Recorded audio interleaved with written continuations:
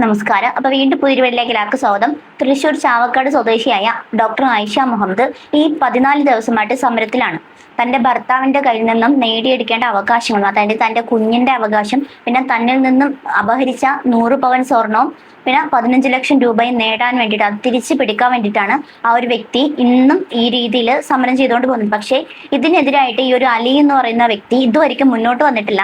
പിന്നെ അലിയുടെ സുഹൃത്തിന്റെ ഒരു വോയിസ് കിട്ടിയിട്ടുണ്ട്. അത് അൽത്തൂന്റെ ചാനൽ എന്തോ ആണ്. ആ ഒരു വോയിസ് ഞാൻ നിങ്ങൾക്ക് കേൾപ്പിക്കാം. അപ്പൊ ആദ്യം മനസ്സിലാക്കേണ്ട കാര്യം, നിങ്ങൾക്ക് ഒരാളോട് താല്പര്യമില്ല, നിങ്ങൾക്ക് കുടുംബ വഴക്കാണ്, ഭയങ്കര പ്രശ്നമാണ് എന്നുണ്ടെങ്കിൽ നിങ്ങൾ തീർച്ചയായിട്ടും ആ ഒരു ബന്ധം വേണ്ടാന്നുണ്ടെങ്കിൽ അവിടെ വെച്ച് സ്റ്റോപ്പ് ചെയ്യുക. സ്റ്റോപ്പ് ചെയ്യുന്ന പറഞ്ഞാൽ ഡിവോഴ്സ് നേടുക.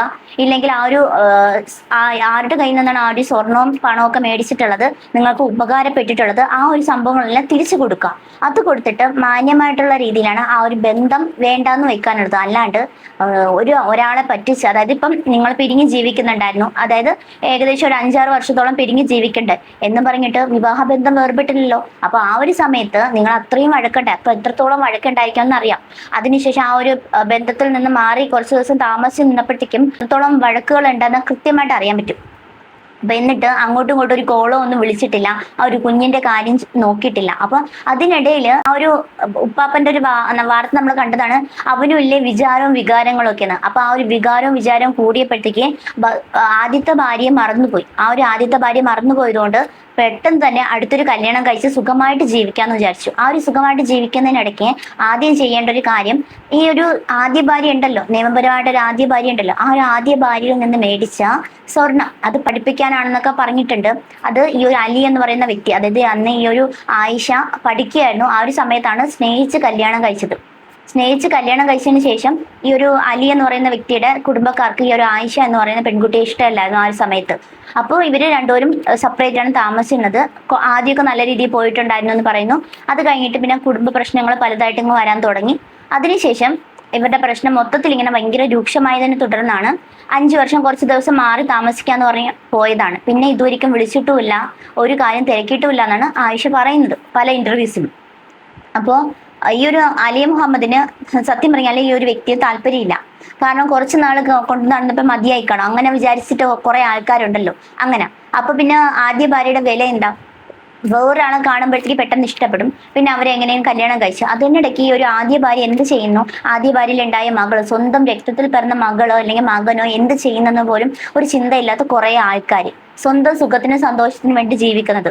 അപ്പോൾ അറ്റ്ലീസ്റ്റ് ഈ ഒരു കുടുംബ വഴക്ക് പറഞ്ഞു തീർക്കാം, ആ ഒരു കുടുംബക്കാരോട് ചേർന്ന് പറഞ്ഞു തീർക്കേണ്ട പ്രശ്നത്തിനാണ് കുടുംബക്കാർ പോലും സപ്പോർട്ട് ഇല്ലാണ്ട് അവസാനം ആ ഒരു പെൺകുട്ടിക്ക് അന്നത്തെ ആ ഒരു അവസ്ഥയിൽ ഇങ്ങനത്തെ ആവേണ്ട ഒരു അവസ്ഥ. അതായത് ഒറ്റയ്ക്ക് ഇത്രയും ദിവസം അവൾ സമരം നടത്തുന്നുണ്ട്, എന്നിട്ടും കുറെ ആൾക്കാർ എതിര് വരുന്നല്ലാണ്ട് അതിന് സപ്പോർട്ടായിട്ട് ഒരാളും ഇല്ല. കാരണം വെച്ചാൽ എന്താ, അപ്പോഴും പറയും, എല്ലാ ആൾക്കാരും പറയുന്നുണ്ട് അത് അവരുടെ ഭാഗത്ത് എന്തോ വലിയ തെറ്റാണെന്ന്. എന്തോ തെറ്റാവട്ടെ, എന്ത് തെറ്റാണെങ്കിലും പ്രശ്നമില്ല. പക്ഷേ അവരുടെ കയ്യിൽ നിന്ന് മേടിച്ച സ്വർണ്ണം ഉണ്ടല്ലോ, ആ ഒരു സ്വർണം അവര് കൊള്ളായിരുന്നപ്പോഴത്തേക്ക് അവരുടെ സ്വർണവും കൊള്ളായിരുന്നു.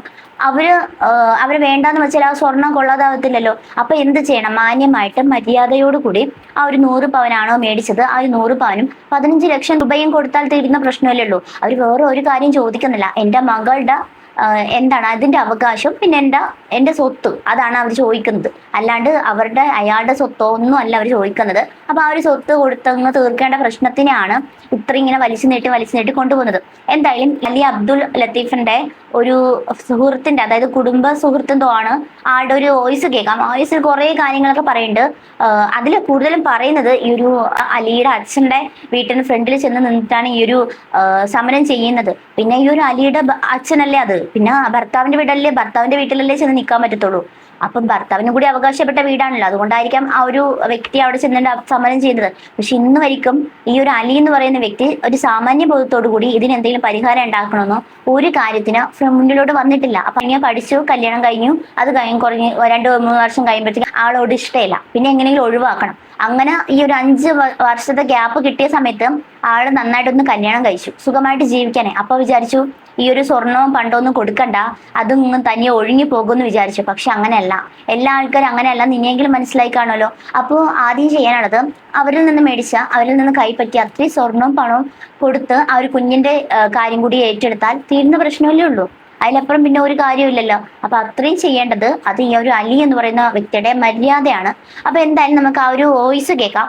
അപ്പോൾ ചാനൽ ആദ്യമായിട്ടാണ് കാണുന്നവരുണ്ടെങ്കിൽ ജസ്റ്റ് ഒന്ന് സബ്സ്ക്രൈബ് ചെയ്യാൻ മറക്കരുത് കേട്ടോ. അപ്പോൾ നമുക്ക് എന്തായാലും ആ ഒരു വോയിസ് കേട്ടിട്ട് വരാം.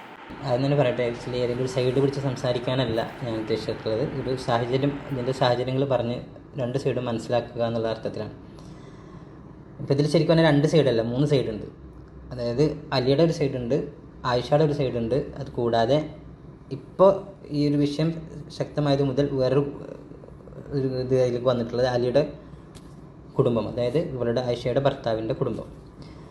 എന്താണ് അങ്ങനെ പറയുന്നത് വെച്ച് കഴിഞ്ഞാൽ, അലിയുടെ കുടുംബം അലിയുമായിട്ട് ആയിഷയും അലിയും വിവാഹം ചെയ്തത് മുതൽ ഒരു ബന്ധവും ഇല്ല. അവരുമായിട്ട് ആ കല്യാണം നടക്കുന്ന സമയത്തും അവരോട് സഹകരിച്ചിട്ടില്ല. കാരണം അവർ കുടുംബത്തിന് എതിർപ്പുണ്ടായിരുന്നൊരു കല്യാണമായിരുന്നു. അതിൻ്റെ കാരണങ്ങളിലേക്ക് പോകുന്നതിനേക്കാൾ നല്ലത് അവർ പാടെ ഒഴിവാക്കി എന്ന് പറയാം. അലീനെ ഒഴിവാക്കി. അപ്പോൾ അലി ഇവരെ വേറെ കുറച്ച് ആൾക്കാരുടെ സഹായത്തോടു കൂടി കല്യാണം കഴിച്ചിട്ട് അവരവരുടെ ജീവിതമായിട്ട് വേറെ എവിടെയോ പോയി താമസിച്ചു ജീവിച്ചു.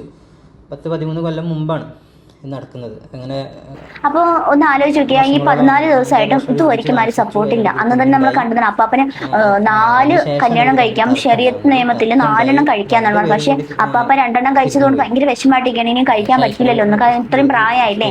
അപ്പൊ ഇനിയും കഴിക്കാൻ പറ്റുമെങ്കിൽ അതും ചെയ്യാന്നാണ് പറയുന്നത്. എന്തായാലും സ്വന്തം കാര്യം മാത്രം നോക്കി ജീവിക്കുന്ന കുറച്ച് ആൾക്കാരുണ്ടെങ്കിൽ അവരൊന്ന് ആലോചിക്കുക. തന്റെ ഭാര്യയിൽ നിന്ന് കുറെ സാധനങ്ങളോ ഒക്കെ മേടിച്ചിട്ടുണ്ടെങ്കിൽ അതൊക്കെ കൊടുത്തു തീർത്തതിന് ശേഷം നിങ്ങൾ 1, 10, 12, 16 കല്യാണം കഴിച്ച് ജീവിക്കുക. അതിന് അവിടെ ആർക്കും ഒരു പ്രശ്നമില്ല. അപ്പോ ഈ വാങ്ങിക്കുന്ന സമയത്ത് കുറച്ച് ആൾക്കാർക്ക് ഉണ്ട്, ഇത്രയും സ്വർണ്ണമല്ലേ, പണമല്ലേ, വെറുതെ കളയാൻ പറ്റില്ലല്ലോ. അപ്പൊ അത് കിട്ടണമെങ്കിൽ സ്നേഹം കാണിച്ച് നിന്നാലേ പറ്റത്തുള്ളൂ എന്ന് പല ആൾക്കാർക്കും അറിയാം. അതുകൊണ്ട് അവർ സ്വർണ്ണമൊക്കെ കിട്ടുന്നത് വരെ കടിച്ചു പിടിച്ച് നിൽക്കും. അത് കഴിഞ്ഞാൽ പിന്നെ അവരെ മറ്റേ ഈ കറിവേപ്പില പോലെ വലിച്ചെറിയാണ് ചെയ്യുന്നത്. അതേ തന്നെയാണ് ഇവിടെ സംഭവിച്ചിരിക്കുന്നത്. അല്ലെങ്കിൽ പിന്നെ ഇത്രയും സ്നേഹിച്ച് കല്യാണം കഴിച്ചു, എത്രയോ വഴക്ക് എന്തോ ഉണ്ടാവട്ടെ, അഥവാ വേണ്ടെന്നുണ്ടെങ്കിൽ ഒരു ഡിവോഴ്സിന്റെ പേപ്പർ അയക്കാം. അല്ലെങ്കിൽ എനിക്ക് താല്പര്യമില്ല, നിന്നോട് ജീവിക്കാൻ താല്പര്യമില്ല എന്ന് പറഞ്ഞിട്ട് ഒരു ഡിവോഴ്സ് പേപ്പർ അയക്കാം. ഒന്നും അയച്ചിട്ടില്ല. ഒരു കേസ് ഉണ്ട്. അപ്പോൾ ഡിവോഴ്സ് ആവണം എന്നുള്ള ഇവർ രണ്ടാളും തീരുമാനിച്ചിരിക്കണം ഓൾമോസ്റ്റ്. പക്ഷേ ഡിവോഴ്സ് ആവാൻ ഇവൾ വെച്ച ഡിമാൻഡ് എന്ന് പറഞ്ഞാൽ അത്രയും എമൗണ്ട് താങ്ങാൻ ഈ അലി എന്ന് പറഞ്ഞ ആൾക്ക് കഴിയില്ല എന്ന് ഉറപ്പാണ്. അപ്പോൾ അയാൾ എന്ത് ചെയ്തു, അതിനെതിരെ അപ്പീലിന് പോയി. കൂടാതെ ഇവൾ കേസിന് ബലം കൂട്ടാൻ വേണ്ടിയിട്ട് കൊടുത്തിരുന്ന കുറച്ച് കള്ള ആരോപണങ്ങൾ കൂടി ഉണ്ടായിരുന്നു. അപ്പോൾ അതും കൂടി ഈ കേസിൻ്റെ ഭാഗത്തിൽ ചേർത്ത് കേസ് നടന്നുകൊണ്ടിരിക്കുകയാണ്. അതിന് വിധിയും കാര്യങ്ങളൊക്കെ വരാനിരിക്കുന്നേ ഉള്ളൂ. അപ്പോൾ അതിനിടയ്ക്കാണ് ഇപ്പോൾ ഈ കല്യാണം വന്നിട്ട് ഒരു ഹാപ്പി ആയിരിക്കുന്നു എന്ന് കണ്ടപ്പോൾ ഒരു സീൻ ക്രിയേറ്റ് ചെയ്യണം എന്ന ഉദ്ദേശത്തോട് കൂടിയിട്ട് ഇവർ ഈ വിഷയത്തിലില്ലാത്ത അലിയുടെ കുടുംബത്തിൻ്റെ വീട്ടിലേക്ക് കയറി വരുന്നത്. അലിയുടെ ഉപ്പ താമസിക്കുന്ന വീട്, അത് അലി ആ വീട്ടിലില്ല, അന്ന് പുറത്തെങ്കിലും ശേഷം ആ വീട്ടിലില്ല. അലി ഉപ്പ താമസിക്കുന്ന വീടിൻ്റെ മുമ്പിൽ വന്നിരുന്നു ഇവർ സമരം ചെയ്യാൻ തുടങ്ങി. അതാണ് ഇതിൻ്റെ ഫസ്റ്റത്തെ സാഹചര്യം. ഇപ്പോൾ ഇതിൽ പൊതുവായിട്ടുള്ള ആക്ഷേപമായിട്ട് വരുന്ന വിഷയമാണ് അവർ ഈ ഒരു ബന്ധം ഡിവോഴ്സ് ആവാതെ അല്ലെങ്കിൽ ഒരു വിധി വരാതെ ഇവർ വേറെ കല്യാണം കഴിച്ചു എന്നുള്ളത് ആണ് ഒരു വിഷയം പറയാം. ആ വിഷയത്തിലും വ്യക്തമായ മറുപടി പറയേണ്ടത് അലിയാണ്. അല്ലെങ്കിൽ അവൾക്ക് അലിയെക്കെതിരെ ഒരു ഡയറക്റ്റ് അലിയുടെ താമസിക്കുന്ന സ്ഥലത്ത് പോയിട്ടോ ജോലി ചെയ്യുന്ന സ്ഥലത്ത് പോയിട്ടോ അല്ലെങ്കിൽ ഡയറക്റ്റ് കോടതിയിൽ ഒരു കേസ് നടക്കുന്നുണ്ടല്ലോ അതിലേക്ക് ആഡ് ചെയ്തിട്ടൊക്കെ അവൾക്ക് എന്തെങ്കിലും മുന്നോട്ട് പോകായിരുന്നു. പക്ഷേ അവൾ വന്നിരിക്കുന്നത് അലിയുടെ അതായത് അലിയുടെ ഉപ്പാടെ വീട്ടിൽ വന്നിരിക്കുകയാണ്. കാരണം അവിടെ വന്നിരുന്നിട്ട് എങ്ങനെയാണ് ഇതിന് പരിഹാരം ഉണ്ടാക്കാൻ പറ്റുക? ഒരിക്കലും സാധിക്കില്ല. കാരണം അവർ പണ്ടേ അലീനെ ഒഴിവാക്കിയതാണ്. പിന്നെ എങ്ങനെയാണ് അലി വീട്ടുകാരത്തിന് പരിഹാരം ഉണ്ടാക്കി? ഇവർ പറയുന്നത് അലിയുടെ കുടുംബത്തിൽ നിന്ന് 1-2 പേര് ഈ പുതിയ വിവാഹത്തിൽ പങ്കെടുത്തത്. അലിയുമായി വ്യക്തിപരമായിട്ട് ബന്ധം സൂക്ഷിക്കുന്ന ആരെങ്കിലും 2 പേര് പങ്കെടുത്തു എന്നുള്ളത് ഒരിക്കലും എന്ത് ചെയ്യാൻ പാടില്ല, ആ കുടുംബത്തിൻ്റെ പിന്തുണയോട് കൂടിയിട്ടാണെന്ന് പറയാൻ പാടില്ല. അപ്പോൾ അങ്ങനെ ഒരു പേരും പറഞ്ഞിട്ടാണ് ഇവരെന്ത് ചെയ്യുന്നത്, ഇപ്പോൾ ആ വീട്ടിൽ കോടതിയിൽ നിന്നൊരു വൈവാഹിക ഭവനമാണെന്ന് പറഞ്ഞിട്ട് നോട്ടീസ് വാങ്ങിയിട്ട് അവിടെ വന്നിരിക്കുന്നത്. അതുകൊണ്ട് മാത്രമല്ല, അതിന് കൂടെ ഇവർ ആഡ് ചെയ്യുന്ന ഒരുപാട് കളവുകളുണ്ട്. അതായത് ഒരു ബന്ധം ഒരു മര്യാദക്കൊന്ന് ഫേസ് ചെയ്തിട്ട് പോലുമല്ലോ ഇവർ തമ്മിൽ, ആ കുടുംബക്കാരും ഈ പെണ്ണും തമ്മിൽ. അങ്ങനെയുള്ള പെൺകുട്ടി പറയുന്നത് മാനസികമായും ശാരീരികമായും അവളെ പീഡിപ്പിച്ചു എന്നാണ് ആ കുടുംബം. അതും വളരെ വലിയ തെറ്റാണ്. പിന്നെ ഈ വിഷയത്തിലേക്ക് വരികയാണെന്നുണ്ടെങ്കിൽ അലി എന്ന് പറയുന്ന വ്യക്തി ആ കുട്ടിയെ നന്നായി നോക്കിയില്ല, ഇത്രയും കാലയളവിൽ ഞാൻ ഒറ്റക്കാണ് കുട്ടിയെ നോക്കിയതെന്ന് പറയുന്നുണ്ട് അവർ. അതും തെറ്റാണെന്നുള്ളത് അലിയുടെ തന്നെ ഇൻസ്റ്റാ റീൽസ് ഇട്ട് നോക്കിയാൽ മതി. ആ കുട്ടിയും അലിയും തമ്മിലുള്ള ഒരുപാട് വീഡിയോസ് അതിലുണ്ട്.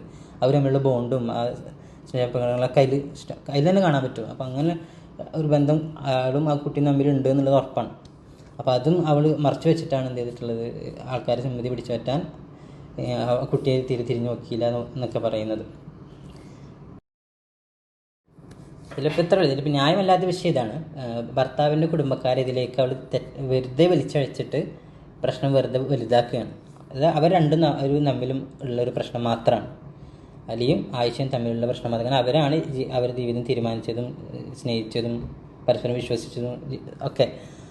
അപ്പോൾ അവർ തമ്മിലുള്ള ഒരു പ്രശ്നത്തിലേക്ക് ഈ ഭർത്താവിൻ്റെ കുടുംബക്കാർ, ഇതിൽ കക്ഷിയല്ലാത്ത ഭർത്താവിൻ്റെ കുടുംബക്കാർ വലിച്ചഴച്ചിട്ട് ആ കുടുംബത്തിനെ മൊത്തം നാറ്റിക്കുകയാണ് ചെയ്യുന്നത്.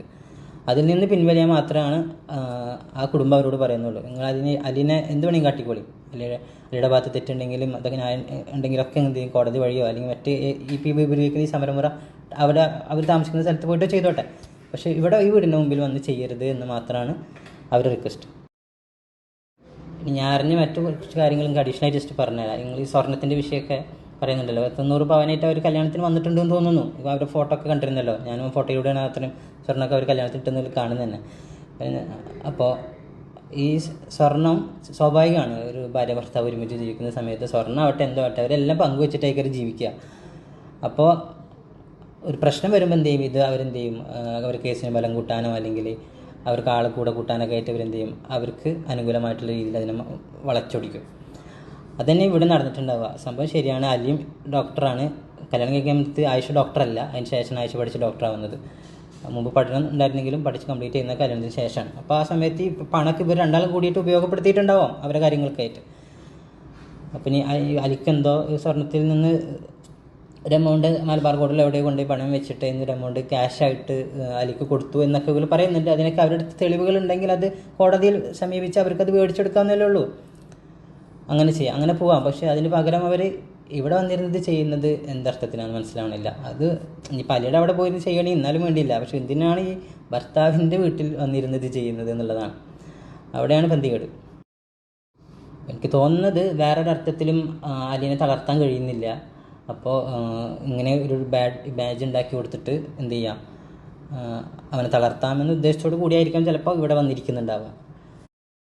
അൽതാഫ് ഇതിൽ മനസ്സിലാക്കേണ്ട ഒരു കാര്യമുള്ളൂ, അവർ പറയുന്നത് പൂർണ്ണ അർത്ഥത്തിൽ സത്യമാണ് എന്ന് വിശ്വസിക്കുന്നതിന് മുമ്പ് അതിൻ്റെ അപ്പുറത്തെ വശങ്ങൾ കൂടി മനസ്സിലാക്കിയിട്ട് ഏതൊക്കെയാണ് അവൾ പറഞ്ഞത് എല്ലാം കളവെന്ന് ഒരിക്കലും പറയാൻ പറ്റില്ല. അവൾ പറഞ്ഞ സത്യങ്ങളുണ്ടാവും.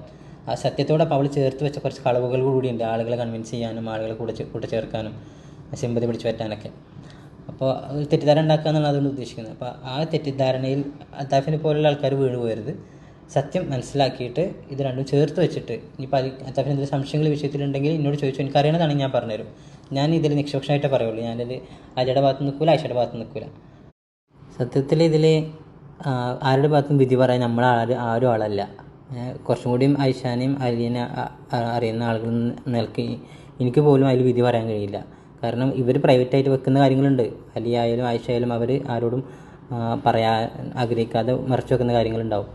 അത് അവർക്ക് ചിലപ്പോൾ കോടതിയിൽ കുറച്ചുകൂടി ഒരു വക്കീൽ മുഖേനൊക്കെ എന്ത് ചെയ്യും പറയാൻ ആക്കാനൊക്കെ സാധിക്കും. അപ്പോൾ അതിലൂടെയാണ് അവർക്ക് ശരിക്കും വിധി കിട്ടുള്ളൂ. അപ്പോൾ അങ്ങനെ ഒരു കേസാണിത്. അപ്പോൾ അതിനെ ഇങ്ങനെ സമൂഹത്തിൽ കൊടുന്നിട്ടത് കൊണ്ട് ഒന്നും നടക്കാൻ പോകുന്നില്ല സത്യം പറഞ്ഞാൽ.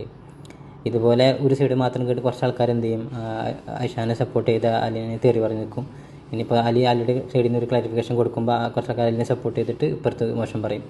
ഇങ്ങനെ സംഭവിക്കുകയാണ്. പക്ഷേ ഇതിൻ്റെയൊക്കെ ഇടയിൽ ഇപ്പം ആകെ ഇടങ്ങേറാവുന്ന ആരാന്നറിയോ, ഇതിലൊരു പ്രശ്നത്തേക്കും ഇല്ലാത്ത ഈ ഭർത്താവിൻ്റെ കുടുംബക്കാരാണ്. അവർ അന്നേ ഇത് ബന്ധത്തിനോട് താല്പര്യമില്ലാത്തതുകൊണ്ട് അലിനെ ഒഴിവാക്കി പെണ്ണിനെ ഒഴിവാക്കിയതാണ്. പിന്നെ ഇപ്പോൾ ഇവർ ആ വീട്ടിലേക്ക് സമരം എന്നുള്ള പേരിൽ കയറി വന്നിട്ട് മുമ്പാരത്തെ ആ വീട്ടിലെ ആളില്ലാതെ വീടിന് മുമ്പാരത്ത് വന്നിരുന്നിട്ട് അവിടുത്തെ ലേറ്റ് ഡോക്ടറിനോട് ഇത്രയധികം, അതായത് കല്യാണം കഴിഞ്ഞ സമയത്തെ ആ ഒരു ലേഡി ഇഷ്ടമില്ല എന്ന് പറയുന്നുണ്ട്.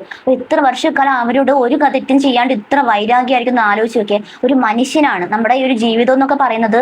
ഈ ഒരു ജന്മം ഒരു ജന്മമേ ഉള്ളൂ. ആ ഒരു ജന്മത്തില് ആ ഒരു ജീവിതത്തെ ഇഷ്ടപ്പെടുന്ന ആൾക്കാരോട് ജീവിക്കാൻ അനുവദിക്കാണ്ട് അതിനെയും വൈരാഗ്യത്തോടെ കണ്ട് ആ ഒരു മകനിലോട്ടും വൈരാഗ്യം കുത്തി നിറച്ച് അവസാനം മകൻ രണ്ടാമത് കല്യാണം കഴിക്കുന്ന സമയത്തും അതിനെ സപ്പോർട്ട് ചെയ്ത് കൊടുക്കുന്ന ആ ഒരു കുടുംബക്കാരെ ആദ്യമായിട്ട് കാണുകയാണ്. അപ്പൊ ഒരു പെണ്ണിനോട് എത്രത്തോളം വൈരാഗ്യം ഉണ്ടായിരിക്കും എന്ന് ആലോചിച്ച് നോക്കിയേ. ഈ ഒരു വീഡിയോസ് ഒക്കെ കാണുന്നതിന് കൃത്യമായിട്ട് മനസ്സിലാവും മനുഷ്യർ ഇങ്ങനെയും ഉണ്ടെന്നാണ് ഞാൻ ചിന്തിച്ചു പോവാ. ഒരു പക്ഷെ ഇങ്ങനെ ഒരു സമരം ആരും ഇവിടെ ചെയ്തിട്ടുണ്ടാവില്ല അല്ലേ? അങ്ങനെ നിങ്ങൾ ധൈര്യപൂർവ്വം ഇങ്ങനെ ഭർത്താവിന്റെ വീടിന് മുമ്പ് ഇങ്ങനെയൊക്കെ ചെയ്യുന്നു. ശരിക്കും നിങ്ങളുടെ ആവശ്യം എന്താണ്, നിങ്ങൾ ഇതുകൊണ്ട് ഉദ്ദേശിക്കുന്നത് ഒന്ന് പറയാൻ പറ്റുമോ? എന്റെ സ്വർണം തിരികെ തരാം. ഓക്കെ. എന്റെ വീട്ടിൽ നിന്നും കുറച്ച് പല തവണകളായി കൈപ്പറ്റിയിട്ടുള്ള കാശ് തിരിച്ചു തരാം. ഓക്കെ. അതിൽ 100 പവൻ സ്വർണവും 10 ലക്ഷം രൂപയാണ്. ഓക്കെ. അവരുടെ കാര്യത്തിൽ കൃത്യമായിട്ടുള്ള ഒരു അച്ചടക്കത്തോടെ കാര്യങ്ങൾ എത്തിക്കുക. ഓക്കെ. എനിക്ക് അർഹിക്കുന്ന നഷ്ടപരിഹാരവും വേണം. ഓക്കെ. അതാണ് എൻ്റെ ആവശ്യം. ഓക്കെ. അപ്പോൾ നമ്മൾ ഈ കേസുമായി ബന്ധപ്പെട്ട് അല്ലെങ്കിൽ നിങ്ങൾ ഈ ഒരു വീഡിയോ നമ്മൾ ഇവിടെ വരാൻ ഉദ്ദേശിച്ച സമയത്ത് തന്നെ നമ്മൾ ഒരുപാട് പേരുടെ അന്വേഷിച്ചിട്ടാണ് നമ്മൾ നേരത്തെ ഇവിടെ വന്നിട്ടില്ലേ. അവിടെ നിന്ന് നമുക്ക് കിട്ടിയ ചെറിയ സംഭവമാണ് ഇപ്പോൾ പുതിയൊരു സംഭവം കൂടെ. നിങ്ങളിപ്പോൾ ഈ 100 പവൻ ഗോൾഡ് എന്ന് പറയുന്നുണ്ട്. ഈ ഗോൾഡ് നിങ്ങൾ കൊടുത്തൊരു ഫേക്ക് ഗോൾഡ് ആയിരുന്നു എന്ന് പോലും ജനങ്ങൾ പറഞ്ഞു തുടങ്ങി. അതിന് കാരണം എന്താ? അല്ലെങ്കിൽ അവരുടെ ഭാഗത്ത് നിന്ന് അങ്ങനത്തെ ഒരു സംഗതി വന്നു എന്നും അത് ഇപ്പം മൊത്തത്തിൽ ഇവിടെ സ്പ്രെഡായി എന്നൊക്കെ ഇവിടെ ശരിക്കും ഹൈദരാലി എന്ന് പറഞ്ഞൊരു ഇക്കാന്റെ നേതൃത്വത്തിൽ ഒരു ചർച്ച നടക്കുന്നുണ്ട്. നേതാവിന്റെ നേതൃത്വത്തിൽ അതിനകത്ത് ഇവർ ചെന്ന സമയത്ത് ഇവർ പറഞ്ഞിട്ടുള്ളതാണ്. അതൊക്കെ അത് ഇവരുടെ നിലവാരത്തിൽ അവർ കാണിക്കുന്നതല്ലേ. ഈ സ്വർണം ഇതിനും വേറെ വ്യക്തിപരമായ ആവശ്യങ്ങൾക്ക് അല്ലെങ്കിൽ ഒന്നും ഉപയോഗിച്ചിട്ടുള്ളതല്ല. അദ്ദേഹത്തിന്റെ പഠനത്തിന് വേണ്ടിയിട്ട് ഉപയോഗിച്ചിട്ടുള്ളതാണ്. അദ്ദേഹത്തിന് PG സെറ്റ് മേടിക്കാനുള്ള ഡൊണേഷനും ആദ്യ വർഷത്തെ ഫീസുമായിട്ട് നമുക്ക് കൊടുത്തിട്ടുള്ള കാശാണ്. അതിന് എന്റെ വീട്ടിൽ നിന്നും എന്റെ സ്വർണം വിറ്റിട്ട് കല്യാണം കഴിഞ്ഞിട്ട് കുറച്ച് മാസങ്ങൾക്കകം ഞാൻ എന്റെ മകളെ ഗർഭിണിയായിരിക്കുന്ന കാലത്ത് വിറ്റിട്ട് അവർ കൊണ്ടുപോയിട്ടുള്ള കാശാണ്. ശരിക്കും പറഞ്ഞാൽ അവരെ പഠിപ്പിച്ചിട്ട് ഒരു ഡോക്ടർ ആക്കിയത് നിങ്ങളുടെ അന്നത്തെ കാലത്ത് അവരുടെ ആ ഫീസുമായിട്ട് മാച്ച് ചെയ്ത് നോക്കിയിട്ടുണ്ടെങ്കിൽ എന്റെ സ്വർണം വിറ്റ കാശും ആ ഫീസും മാച്ചിങ് ആയിരിക്കും. ഓക്കെ. അപ്പോൾ ശരിക്കും പറഞ്ഞാൽ ഇതിലിപ്പോൾ ഒരു കറക്റ്റ് ആയിട്ടൊരു സ്റ്റേറ്റ്മെന്റ് വെച്ചാൽ അവരെ പഠിപ്പിച്ച് ഒരു ഡോക്ടർ ആക്കിയത് നിങ്ങളുടെ ഫാമിലിയാണെന്ന് പറയാം അല്ലേ? ആയിരുന്നു. അവർക്ക് ഉപരിപഠനത്തിന് എല്ലാ സപ്പോർട്ടും കൊടുത്ത ഫാമിലി എന്റെ ഫാമിലിയാണ്. നിങ്ങളുടെ ഫാമിലി അല്ലേ? അദ്ദേഹം ആ കോഴ്സ് തുടങ്ങിയതും എന്റെ സ്വർണം വിറ്റിട്ടാണ്. ഡൊണേഷൻ കൊടുത്തതും ഫസ്റ്റ് ഇയറിന്റെ ഫീസ് കൊടുത്തതും. അതിനുശേഷം ആ 3 വർഷക്കാലം ഓരോ തവണയും കാശിന്റെ ആവശ്യം വരുമ്പോൾ എന്റെ വീട്ടിൽ നിന്ന് തന്നെയായിരുന്നു. എന്റെ വീട്ടുകാരും ഞാനും ഒക്കെ തന്നെയാണ് ഉണ്ടായിരുന്നത്. മൊത്തത്തിലല്ലേ? നിങ്ങൾ ലവ് മാരേജ് ആയിരുന്നു അല്ലേ? അത് തുടക്കത്തിൽ ഇവരുടെ വീട്ടുകാർ എതിർപ്പോ അങ്ങനെ എന്തെങ്കിലും ഉണ്ടായിരുന്നില്ലേ? അപ്പൊ അത് കുറേയൊക്കെ വായിക്കാറുണ്ട്, കുറേയൊന്നും എനിക്ക് എത്തിപ്പെടാറില്ല. പിന്നെ ഞാൻ അങ്ങനെ ഭയങ്കരമായിട്ട് സോഷ്യൽ മീഡിയയിൽ ആക്റ്റീവ് ആയിട്ടുള്ള ഒരു വ്യക്തിയല്ല. ഓക്കെ. സംഗതിയാണ് നിങ്ങൾ നാട്ടുകാരെടുത്തുനിന്നും അതുപോലെ നാട്ടുകാരെടുത്തുനിന്നും നമ്മുടെ മഹലിൻ്റെ അടുത്തുനിന്നും സപ്പോർട്ട് വരുന്നില്ല എന്നുള്ള രീതിയിൽ പറയുന്നുണ്ട്. വളരെ എന്താ പറയുക, ആ ഒരു വീഡിയോ ശരിക്കും നമുക്ക് വേദന തോന്നി. അങ്ങനെയൊക്കെ ആയിരുന്നെങ്കിൽ ഒരു പക്ഷേ ആദ്യം ഇത് ഇടപെടുക നമ്മുടെ നാട്ടുകാരും മഹലുമാണ്. പക്ഷെ ഇവിടെ എന്തുകൊണ്ട് മാഡത്തിനെ ഇവരിങ്ങനെ സപ്പോർട്ട് ചെയ്യുന്നില്ല? ശരിക്കും നമ്മൾ രണ്ടുപേരും ഒരേ നാട്ടുകാരായതുകൊണ്ടായിരിക്കാം. ഓക്കെ. അതല്ലാന്നുണ്ടെങ്കിൽ രാഷ്ട്രീയ സ്വാധീനമാകാം, സാമ്പത്തികമായിട്ടുള്ള സ്വാധീനമാകാം, അതല്ലെങ്കിൽ എനിക്കറിയില്ല. പിന്നെ അവര് തീരെ ഇടപെട്ടില്ല എന്ന് പറഞ്ഞിട്ടുണ്ടെങ്കിൽ അത് സത്യമല്ലാണ്ടായി പോകും. ഇപ്പോൾ മഹലിനകത്ത് നിന്ന് എനിക്ക് ലെറ്റർ തന്നിട്ടുണ്ട്. പിന്നെ അവർക്ക് ലിമിറ്റേഷൻ ഉണ്ടെന്ന് പറഞ്ഞിട്ട് എനിക്കൊരു ലെറ്റർ ഇപ്പോൾ കഴിഞ്ഞ ദിവസം വീണ്ടും തന്നിട്ടുണ്ട്. കാരണം എൻ്റെ ഹസ്ബൻഡിൻ്റെ ഫാദറും ഒന്നും ഇതിനകത്ത് ഇടപെടാൻ താല്പര്യം ഇല്ല. പിന്നെ ചർച്ചകളിലൊക്കെ അങ്ങനെ ഇങ്ങനെ നിൽക്കുന്നത് കൊണ്ടൊക്കെ ആയിരിക്കും. ഇതിനകത്ത് എനിക്കിതിനപ്പുറത്തേക്ക് നിങ്ങൾ ഒരു ഡോക്ടറായിട്ടുള്ള ഒരു വ്യക്തിക്ക് ഇത്രയും നേരിടേണ്ടി വരുന്നുണ്ടെങ്കിൽ ഒരു സാധാരണക്കാരായിട്ടുള്ള ഒരു പെണ്ണിന് എങ്ങനെയായിരിക്കും ഇതിനൊക്കെ അക്സെപ്റ്റ് ചെയ്യാൻ പറ്റുന്നത് ആലോചിച്ച് നോക്കിയേ. അപ്പോൾ ആ ഒരു ഇത്രയും 14 ദിവസമായിട്ടും അവിടെ നിന്ന് സമരം ചെയ്യാണ്. ആ യുവതിയുടെ അവകാശങ്ങളാണ് ചോദിക്കുന്നത്. അത് കൊടുത്താൽ തീരുന്ന പ്രശ്നമല്ലല്ലോ. അതിനെ പിന്നെ എന്തിനാണ് ഇങ്ങനെ വലിച്ചു നീട്ടുന്നത്? ഇതിലിപ്പോ ഒരു ന്യായം കാണുന്നില്ല. കാരണം അയാൾക്ക് കല്യാണം കഴിക്കാം, അയാളുടെ താല്പര്യമാണ്. പക്ഷെ അതേ സ്ഥാനത്ത് ആ ഒരു പെണ്ണാണ് കല്യാണം കഴിച്ചതെങ്കിൽ ഇപ്പൊ വേറെ രീതിയിൽ പോയേനെ. അത് മാത്രമല്ല, അന്തസ്സായിട്ട് ആ ഒരു വ്യക്തിയുടെ സ്വർണം പണമൊക്കെ കൊടുത്തിട്ട് കിട്ടു, തീർന്നല്ല പ്രശ്നം. ആ ഒരു പ്രശ്നം അങ്ങനെ തന്നെ ഒഴിവാക്കുന്നതല്ലേ ഉള്ളൂ. അങ്ങനെ ചെയ്യുക. അല്ലാണ്ട് സ്വന്തം ഭാര്യ ഇരിക്കെ 5 വർഷത്തെ ഗ്യാപ്പ് ഉണ്ടല്ലോ, നമ്മളിപ്പോ ഒരു ബന്ധവും ഇല്ലല്ലോ എന്ന് പറഞ്ഞിട്ട് ഓടിച്ചെന്ന് കല്യാണം കഴിക്കുന്നത് ഇപ്പൊ നടപ്പുള്ള കാര്യങ്ങളൊന്നും അല്ല. ഇപ്പോഴത്തെ പല ന്യൂസിനും പറയുന്നുണ്ട്, ഹൈക്കോടതി ഉത്തരവ് വന്നിട്ട് ഒരാളിരിക്കെ അടുത്ത ആളെ അവരുടെ അനുവാദം കൂടാണ്ട് കെട്ടാൻ പാടില്ല എന്ന്. അതായത് ഇവിടെ ഈ ഒരു അലി എന്ന് പറയുന്ന വ്യക്തി ഈ ഒരു ആദ്യ ഭാര്യയുടെ അനുവാദമോ അറിവോ ഒന്നും കൂടാണ്ടാണ് ആ ഒരു വ്യക്തിയെ കല്യാണം കഴിച്ചിരിക്കുന്നത്. അതും വലിയൊരു തെറ്റാണ്. അപ്പൊ അത് ആദ്യം മനസ്സിലാക്കി പുറത്തു വന്ന് ആ ഒരു യുവതിയുടെ പൈസയും പണ്ടവും ഒക്കെ കൊടുത്തിട്ട് നിങ്ങൾ 16 കെട്ടിക്കൂ, ആർക്കും ഒരു പ്രശ്നമില്ല. ഇത് മാത്രമേ ന്യായമായിട്ടുള്ളൂ. നമ്മൾ എന്താ പറയാ, കൂടെ ഇരിക്കുമ്പം സ്വർണം പണം കൊണ്ട് വിലയുണ്ട്. അത് അപ്പോഴും സ്വർണം വിലയുള്ളത് സാധനമില്ലേ. അപ്പൊ കൂടെ ഇരിക്കുമ്പോൾ സ്വർണവും പണവും കിട്ടാൻ വേണ്ടിയിട്ട് ഭയങ്കര സ്നേഹമായിരിക്കും. അത് കഴിഞ്ഞ് അതിന്റെയൊക്കെ കാര്യങ്ങൾ കഴിഞ്ഞ് തീരുമ്പോഴത്തേക്ക് ആള് കറിവേപ്പില പോലെ വലിച്ചെറിയും. അതാണ് സംഭവിക്കുന്നത്. അപ്പൊ എന്തായാലും നിങ്ങളുടെ അഭിപ്രായങ്ങൾ ഒരു കമന്റ് രേഖപ്പെടുത്താൻ മറക്കരുത്.